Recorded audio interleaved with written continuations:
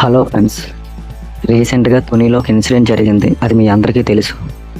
ఒక మైనర్ అమ్మాయిని 80+ ఉన్న ఒక అతను, ఒక ముసలతను, ఒక ఓల్డ్ మ్యాన్ బలవంతం చేశాడో లేకపోతే తను ఒక ట్రాప్ చేసి తనని ఫిజికల్గా వాడుకున్నాడో ఇది మీకు న్యూస్లో చూస్తే తెలుస్తుంది.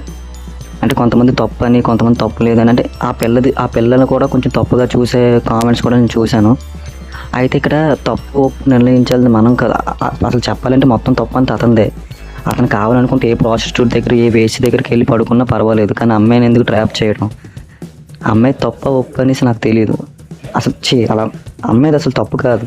చాలామంది కామెంట్ చూసి ఇది అమ్మాయిది కూడా తప్పే చూపిస్తున్నారు, బ్లేమ్ చేస్తున్నారు అనేసి. అలాంటి వాళ్ళకి ఒకటే చెప్తున్నా, ఆ ఏజ్ కొంచెం ట్రాప్ అయ్యే ఏజ్ మాట. ఏజ్ చెప్పినా నమ్మేస్తారు. అప్పుడు మనమే జాగ్రత్తగా ఉండాలి. ఆ ప్లేస్లో మన చెల్లి, అక్క ఉంటే అలాగే మాట్లాడతామా?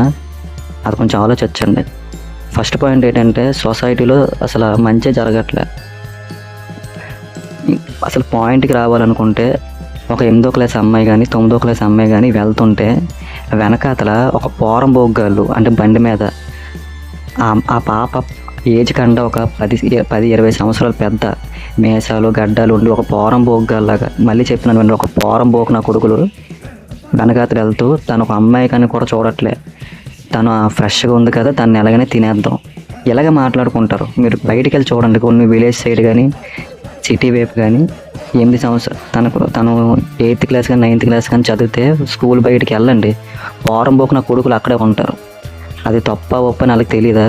ఇలాంటి ఇన్సిడెంట్స్ ఎందుకు జరుగుతాయి? అలాగే ఆ వారం పోకు పనులు చేసిన వాళ్ళు కూడా ఇప్పుడు నీతి కబుర్లు చెప్తారు కామెంట్స్, అలా చేయకూడదని. ఎందుకంటే అతనికి 80 ఇయర్స్ కదా, వీడికి 20 ఇయర్స్ 30 ఇయర్స్ ఉంటాయి. పర్వాలేదు అలా చేసిన.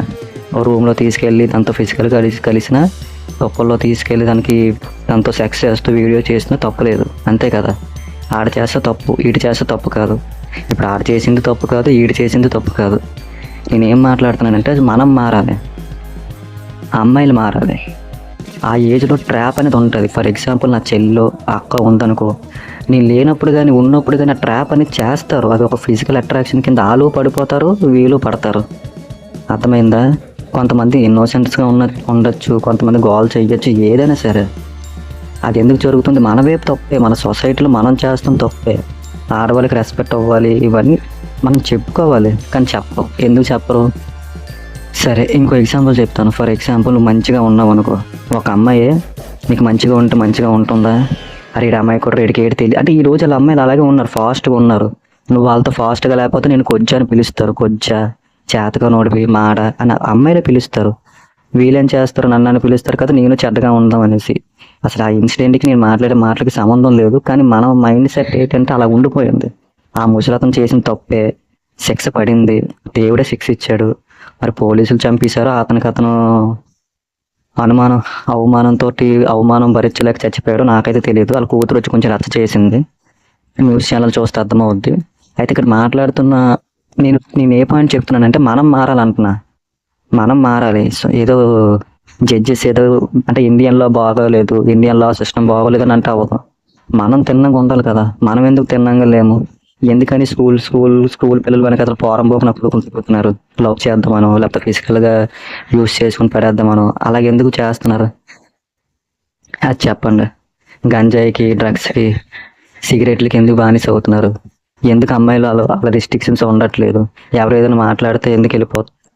వాళ్ళకి తెలీదా? మనం చెప్పాలి. గుడ్ టచ్, బ్యాడ్ టచ్, ఇవన్నీ చెప్పాలి. మాస్టర్బేషన్ గురించి చెప్తారు, కానీ గుడ్ టచ్, బ్యాడ్ టచ్ గురించి మాత్రం చెప్పం. అదేటో తెలియదు. చెప్పాలి. నీకు పీరియడ్స్ వచ్చినప్పుడు ఎలా ఉండాలి, ఎవరితో ఎలా ఉండాలి చెప్పాలి. అలా చేస్తే నా ఫ్రీడమ్ని హరించావు, నా ఫ్రీడమ్ని అడ్డుకుంటున్నావు అని అంటారా? చిన్నపిల్లైనా పెద్ద పిల్లైనా చెప్పాలి, అంతే. మగబుద్ధి మనకు తెలిసిందే కదా ఎలా ఉంటుందో. ఒక అమ్మాయితో 10 రోజులు మంచిగా మాట్లాడితే 11వ రోజు తనతో ఫిజికల్గా కలాలని అనుకుంటాం.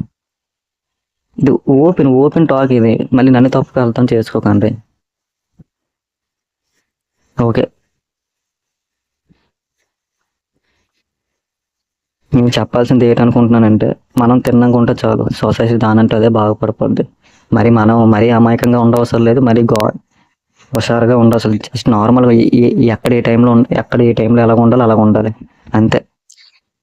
నేను చెప్పింది మీకు కరెక్ట్గా అర్థమైంది అనుకుంటున్నాను. అర్థమైతే ఒక లైక్ కొట్టండి, సబ్స్క్రైబ్ చేయండి. అలాగే ఒక పర్సనల్గా నాకు అనిపించిన అభిప్రాయం నేను చెప్తాను, సొల్లు మాటలేం కాదు.